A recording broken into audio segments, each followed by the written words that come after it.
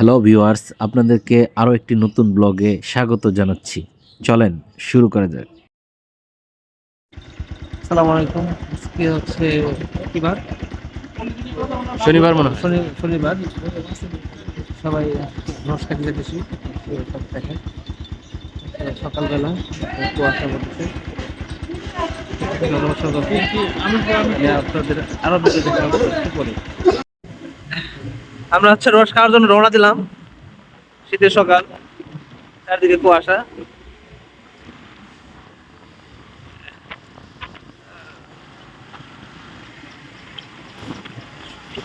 এখন বাজে সকাল 7টার দিকে। কুয়াশা একটু দেখা যাচ্ছে না। নুরু দাদা মোটরসাইকেল চালাইতেছে। আমাদের গন্তব্য হচ্ছে খেজুর বাগানে যে খেজুরের রস খাওয়া। জানি না কতটুক কিভাবে হবে পরবর্তীতে।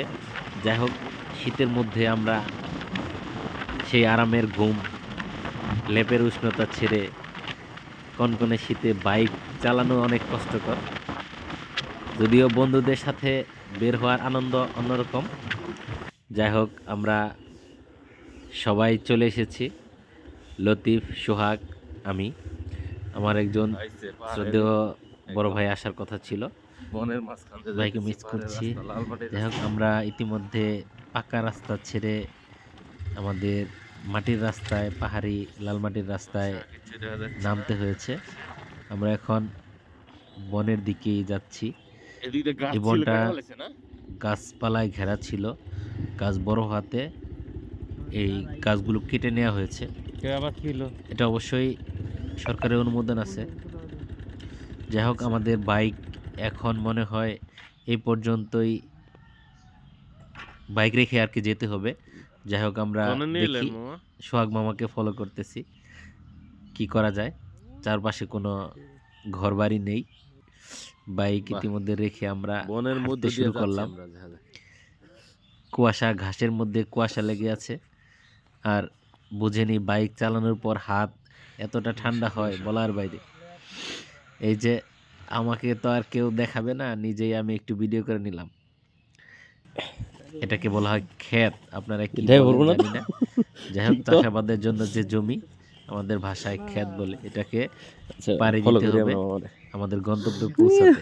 ইতিমধ্যে আমরা চলে এসেছি আমাদের সেই কাঙ্ক্ষিত খেজুর গাছের কাছে, যেখানে আমাদের জন্য রস বরাদ্দ করা আছে। আল্লাহ যদি চায়, ইনশাআল্লাহ আমরা অবশ্যই খেজুরের রস খেতে পারবো। সোহাগ মামা খেজুরের হাড়িটা নামাচ্ছে, রসের হাড়ি। আস্তে ধীরে নামান মামা, যেন কোনো অ্যাক্সিডেন্ট না হয়। ইনশাআল্লাহ আমরা আমাদের কাঙ্ক্ষিত খেজুরের রসের যে হাড়ি, সেটা পেয়ে গেছি। এখানে প্রথম আমরাই রস আর কি খাচ্ছি। আমাদের জন্য স্পেশাল এটা কাটা হয়েছিল মনে হচ্ছে। যাই হোক, আলহামদুলিল্লাহ, সৃষ্টিকর্তার অশেষ মেহেরবানি, আমাদের জন্য রস বরাদ্দ রাখছে। এই ছবিটা আমি ইনক্লুড করেছি দ্বিতীয় দিনের, দুলাভাইকে নিয়ে যাওয়া হয়েছিল। যাই হোক, আমাদের সাথে আমাদের এই ভিডিওতে দুলাভাইকে রাখার উদ্দেশ্য একটা স্মৃতি হিসেবে থাকবে। এই সবাইকে ধন্যবাদ, মামাকে ধন্যবাদ, সোহাগ মামাকে, বন্ধু লতিফকে ধন্যবাদ সুন্দর একটা জার্নিতে শরীক হওয়ার জন্য। আপনারা যারা আমাদের বন্ধু বান্ধব পরিচিত জন রস খেতে চাচ্ছেন, সোহাগ মামার সাথে যোগাযোগ করুন, ইনশাআল্লাহ পেয়ে যাবেন। যে যেখানেই থাকেন ভালো থাকেন, সুস্থ থাকেন। আল্লাহ হাফেজ, আবার দেখা হবে ইনশাআল্লাহ।